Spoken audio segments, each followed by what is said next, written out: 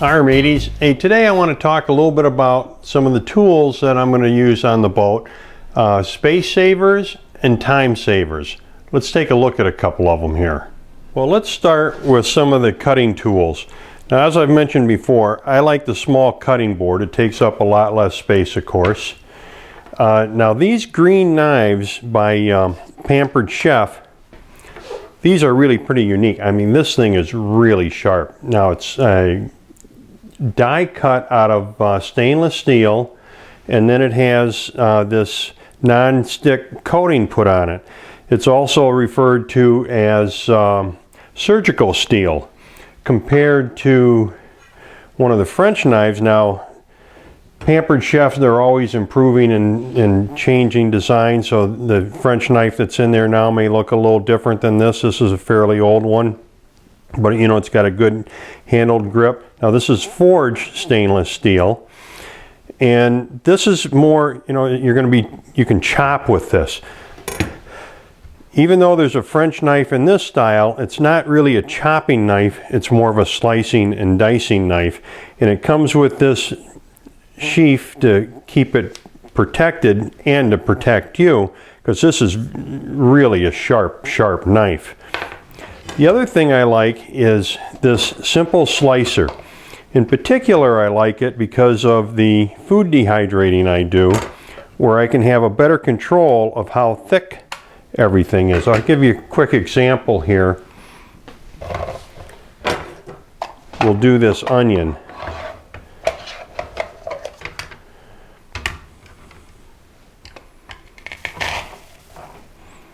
Oh, I guess it'll help if I get this in there properly. There we go. Now watch how nice and even these slices are. Now, that's good for just about anything. But with the food dehydrator now, really all I need to do is just take and cut this.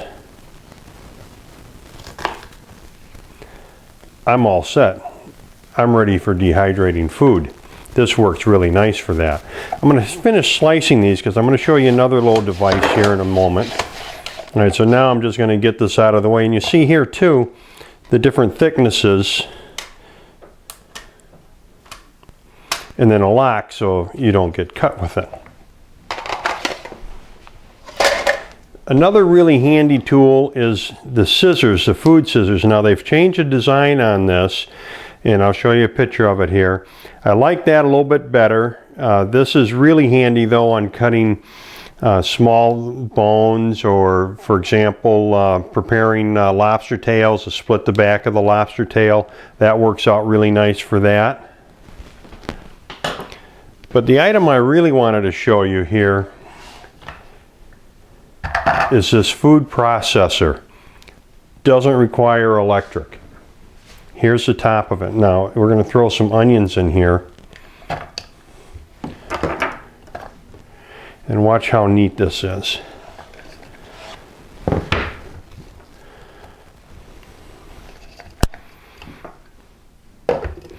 Especially, you know, when you're on the boat, you don't have 110 if you're out at anchor. Watch this. Just pump it. Amazing, isn't it? I'm done. I click it on. Now let's say I want to store this. Well, that's, I didn't finish dicing them all, but that's easy too because it comes with this lid. Just pop that on. Now I can store them. Now a couple other tools, of course. Tongs are very important. You can see I've been using these a lot. Now this is really kind of more for serving than for cooking, but a nice little spatula. And here I've got two different rubber spatulas. This one you can kind of use as a scoop and a spoon. And this is nice for the smaller containers, like cans of tomato paste, to get everything out of there. Of course, your measuring spoons. And we've talked before about the garlic press, where it's got this little built-in unit. Boom. Help clean it out. Very, very handy. And then this just pops right back in here. Now, of course, wire whips are really important for sauces. This mini whip, this works just as good as a full-size whip for gravies and sauces, hollandaise sauce, and it takes up a lot less space. And of course, on the boat, some serving bowls.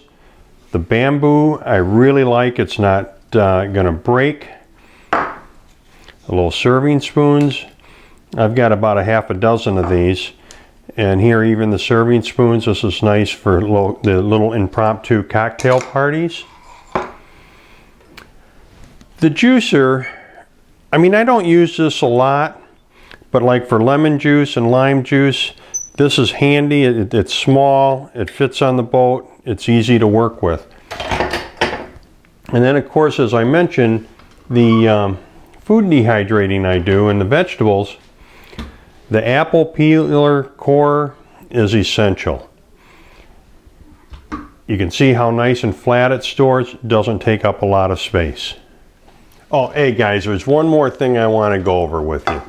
The most expensive pan you can buy. It's right here. Yeah, this is it. Look at this. These things cost about $20, $25. And you're lucky if you get 8 months out of them, and you wind up with this again. What do you do with it?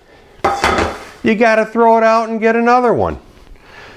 Well, at Pampered Chef, they've got the stainless steel pans, and they also have the non-slip pans. Now, this pan here is about $65, maybe $70, but it's guaranteed for life. And the same thing with their non-stick pan. That's guaranteed for life, and that's under $60. Now, I hear a lot of people talk about, oh, I don't like stainless steel, it sticks, it's so hard to work with, because you're not using it right. Let me show you the right way to use this. The key is, get the pan hot first, then put your oil in. We're gonna fry an egg, and it's not gonna stick to the stainless steel pan. Watch this. All right, guys, so now I set the pan here. I'm starting to get this hot. And I'm going to use clarified butter. We'll talk more about clarified butter later. Clarified butter has a much higher smoke point, so you can cook at a higher temperature and your items are not going to stick. Now, you see how that's just starting to lubricate the pan there a little bit? We'll let that melt. And see, the other thing with clarified butter, it doesn't have all that other moisture in it.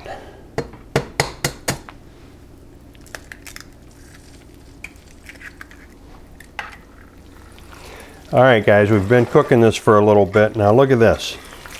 Look how smooth that moves around. Now the other thing is, you don't want to have the pan too hot in any cooking unless you're going to be searing, but see, nothing wrong with a stainless steel pan when you use them correctly. Well, thanks for watching, and happy and safe boating to you, your family, and friends. Bon appetit.